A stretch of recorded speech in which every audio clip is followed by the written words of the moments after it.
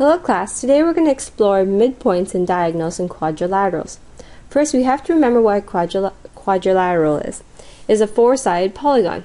So here I have the quadrilateral A, B, C, D. Now if you remember what midpoints are, they are a point that intersects a line segment into two equal segments. So I'm going to find the midpoints of each of the four sides.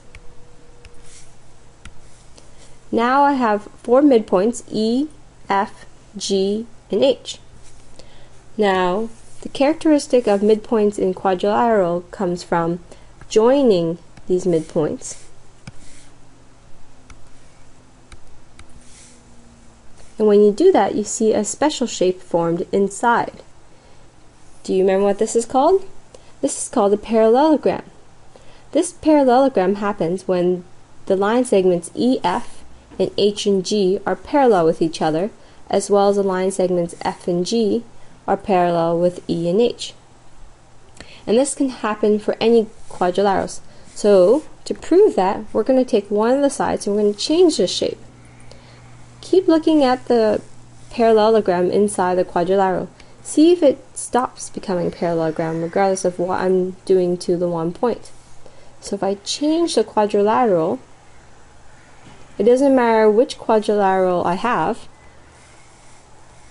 the shape formed by the midpoints of the quadrilateral is always a parallelogram.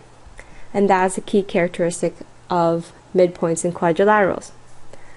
Now the second characteristic I want to talk to you today is about a special quadrilateral called a parallelogram.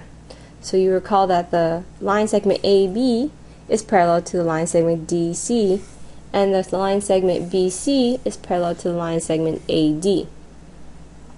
So now we're going to talk about diagonals in a parallelogram. Now a diagonal is formed when I take one vertex and I join it to the opposite vertex with a line segment, and then I'll do the same for the other two vertex.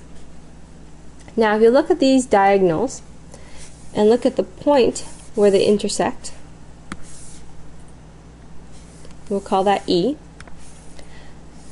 E has a special property because of the fact that the point at which these diagonals cross allows it to form two equal line segments on each of the diagonals.